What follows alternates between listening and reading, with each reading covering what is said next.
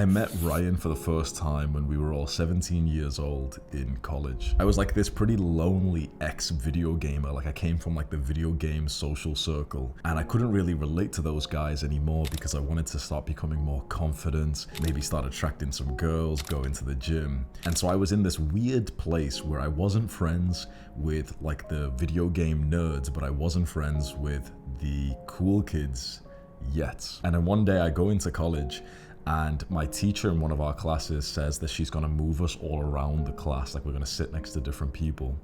And so she puts me on this certain table and then she's, calls out, Ryan, you're going to sit next to Hamza. And I don't really know him. I've kind of, just seen him around our class, whatever. So I'm kind of a little bit shy. I'm almost like not even pretending he's there for a second. But he sits down and the first thing he does when he's sitting down is he goes, yes, bro. And he gives me a fist bump like that. And straight away we started talking and laughing, and then we ended up starting to hang out in our free periods in lunch and in the break periods in between classes. Eventually I told Ryan that I got into weightlifting. He had some like equipment in his gym, so he started training and it became something that we bonded over. Ryan became my best friend. He got me really confident. We started going to parties and, I was able to observe like some of his mannerisms and see, okay, this is like how the cool kids act, because he was cool, attractive guy, so confident, friendly, charming. Like you couldn't not like the guy. We would go out to like these parties and stuff and I'd see like girls were really into him. And he had a girlfriend all this time. Before we dive into this, make sure that you're subscribed to this channel and leave a like because it'll help with the YouTube algorithm. And if you're interested in advanced courses on masculinity, dating, and self-improvement, then check out the link in the description. That's my course and community platform, Library of Adonis. Go check it out. All the details are there. Let's do this. I remember when I first met her, or, I first like sort of heard about her, I was actually a little bit surprised because quite frankly, I just thought she was so much less, like she had a much worse character than he did. I saw my friend as like this fucking pinnacle of like a young man where he was confident, happy, came from like a super happy, great family. I went around to his house loads and his family was so polite and everything. And then this girl, she just had like, I never liked her from the start. Like I actually started to really despise her. And when I would hear of like stuff happening in their relationship, I would try and tell him like, bro, like you're like this Chad, like this winner.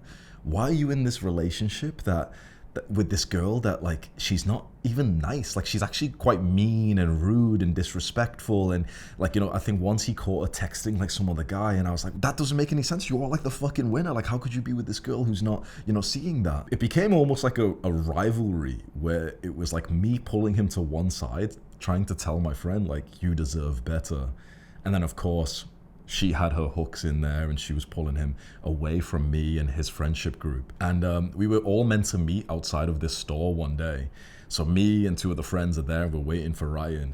And we were all joking like, oh, I bet he's going to be with her. He better not be. He said he'd split up with her. He's going to be with her. So we call him and he picked up and he's like, oh yeah, sorry guys, I'm with her. And all of us felt like so pissed at that we literally just walked away from where we were meant to meet. He was late and he said he wasn't going to hang out with her anymore, whatever. To the point that like eventually he came into college and we were even a bit mean to him and a bit rude to him, saying like, bro, we're not even going to speak to you. It's like you need to like grow a pair of balls. She's not good for you. You need to like just split this up.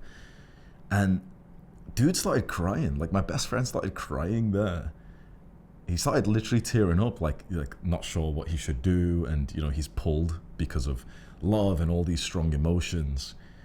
And I think the reason why it was so painful for him was because he had two sides inside of his mind. One was like the masculine logical side, which was like, I deserve better than this. But the other is like the emotional side with all like the attachment and all those emotions, very strong emotions, that was constantly pulling him back to her, back to her, back to her. It got so bad that I'll see if I can get you a screenshot, but it got to this point where this girl started tweeting about me publicly. So imagine this is like the equivalent of like someone posting on their Snapchat story about you. Publicly, she wrote about me and she wrote something like, why does Hamza think he's 10 men purely because of the fact that he goes to the gym and lifts some weights? Basically, she was saying like, oh, Hamza's like so full of himself. All he does is like go to the gym.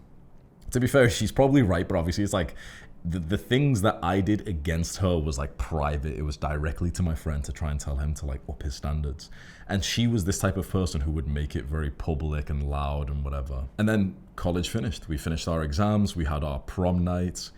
It was like the last few days of college. And I remember once we were walking home on one of the last days of college when Ryan said this to me, and he said, "Oh, Hamza, you're my best friend." It should have been kind of obvious by that point, but it really fucking hit me and it made me feel emotional because I was like, this was one of the first times in my life, maybe one of the first times that like my best friend, I was also his best friend. Before this, I always had, the sort of big friend in my mind, the best friend, but I wasn't their best friend. It wasn't sort of equal. And this was like one of the first times in my life that I literally had like a guy who liked me as much as I liked him. But it was over. College was over. I was going to go to university. He was going to stay here. So I go to university. I'm away for years. I kind of, we keep in touch a little bit. He's still with that girl. We don't think much of it. And then around some point here, they post that they're going to have a child. And so by the time I saw that, I didn't send him any kind of like congratulations. I just thought, okay, fair enough. It's locked in. He's, that's it. I'm just not really going to speak to this guy again, I guess. He's fully down there. Every now and then I see some pictures of their baby, their daughter, kind of, growing up a little bit more. And yeah, I didn't think of it much. Up until a few weeks ago. I downloaded Facebook on my phone. I log into my account finally, and one of the first things I see is a post from Ryan's mum saying like, oh, she is, such a bad person. She's hurt our family so much. And I recognize the picture that she's got in her post. It's a news article of that girl and the crime that she's committed. Paternity fraud.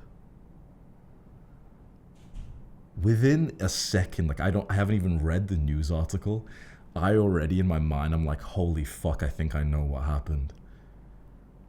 So I click on the news article.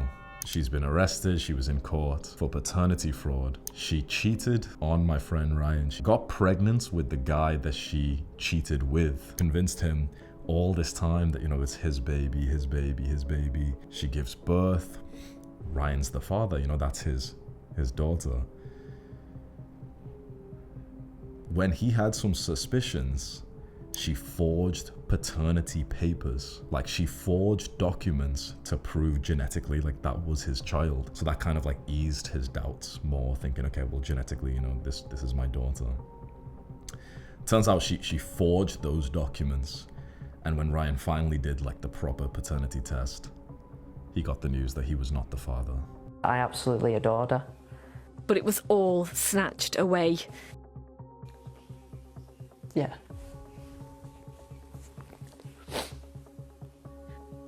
When his former girlfriend said she was pregnant, he asked for a DNA test which showed he was the father.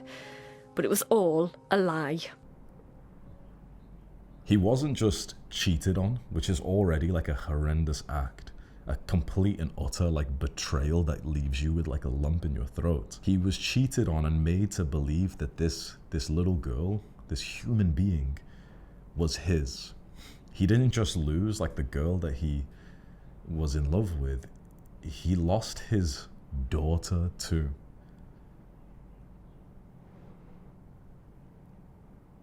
That may be like one of the most like horrendous crimes that you could do to a man. And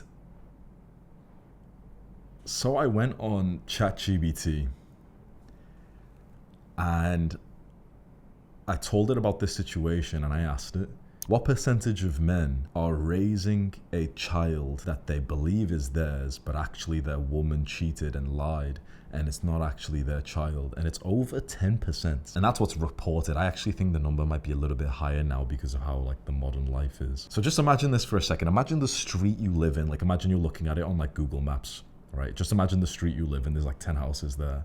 One man in one of those houses at least is raising a child that he thinks is his, but actually his woman cheated and she got pregnant with the random guy that she had like a one-night stand with, but that father thinks that that child is his. Like, think of the 10 houses next to where you live. There's 10 fathers there. One of them has been cucked. One of them has been made to believe that that child is theirs when it's not. It is such a brutal and actually quite common crime with basically no punishments. This brings men to like to dangerous places, right? That like lots of men have ended their lives lots of people end their lives when they get cheated on. To get cheated on and then lose your fucking child, it's like that's like almost in a weird way like attempted murder when you really think about it. What's the punishment? Is she, she's going to be jailed for this. She's going to be put on the sex offenders register, right? Because this is like a heinous crime related to sex, right? What's the punishment for a woman when she commits crime against a man? Do you really think it's going to be reasonable? Do you think it's going to be reflective of the crime that she's committed and the suffering that the man would go through? Of course not. Community service. No jail time. Not put on the sex offenders register. Community service. Probably like to be reduced through good behavior. Is it crazy for me to suggest that maybe the punishment for crimes like this should be increased? And a woman who lies about anything like this, like for example, who cheats, has an affair and convinces, like paternity fraud, convinces the man that it's his, or maybe she falsely accuses a man of rape. Is it crazy for me to suggest that maybe those women should be put on the sex offenders register? That they should have to legally declare their crime before they have sex with another man? That would actually be so nice. Imagine if you met a girl, think you're hitting it off, you're flirting with her, you're escalating, and then she kind of sighs and says, listen, this is really weird, and it's not that serious, but I just have to let you know that legally you have to sign this paper that says that I falsely accused a man of rape.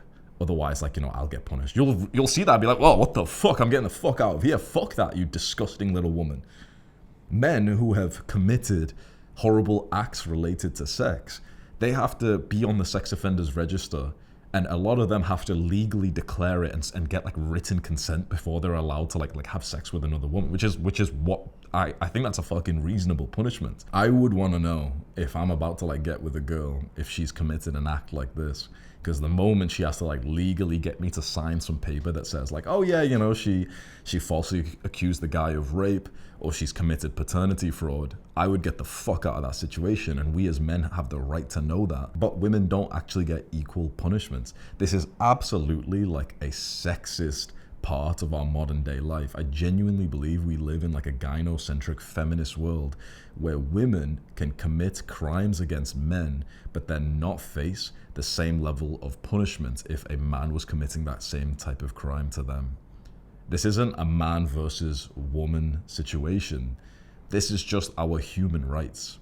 We have the right to know if we're about to be intimate with a witch, with a horrible, chaotic human being who has already destroyed the life of a man before you. I genuinely believe this girl should be like minimum like jailed for this, or put on like the sex offenders list. There's pictures of her, I think I'll make it the thumbnail of this video, where she's laughing in court. She's laughing after she's had like this court hearing. These girls, like these modern day girls, they don't even find this shit like as crazy as we do. And again, look, this is not like all women. There'll be a lot of women who are watching this thinking, oh my God, she's horrible. That is a disgusting girl. And of course, we're all on the same side. But there are a lot of women who very much like they weaponize sex. They this is going to sound weird, but I think it's true. They thrive on male suffering. They smile about it. Like imagine like hurting someone that badly and then being pictured smiling in this situation, smiling as you come out of court. No remorse. Like my heart aches for my friend Ryan. I messaged him when I found out the news, spoke to him, I commented on the post which his mother put. And then I messaged him before this because he went on the news about this. This is what I've really liked about him is he went through this situation, which is utterly painful. And in some ways, this situation can feel like sort of embarrassing in some ways, right? And he's went public with this. He went on the news about this because he just wanted more men to be careful and to hear about like what can happen. And so when I saw a clip of him on the news about this, then I messaged him saying like, do you want me to make a video so like more guys hear about this and even women hear about this? And he was like, yes, please. Like that would mean so much to me. So that's why I'm making this today. And just the big lesson I want to tell you is like, just be careful out there. This was not just like a one night stand with some random girl he just met. This was with a girl that he had known for years. Like they were together, I think for about a year before I met him. So they were together for like 4 or 5 years, something like around that level. And she was able to do this to him. Watch your back and just be careful.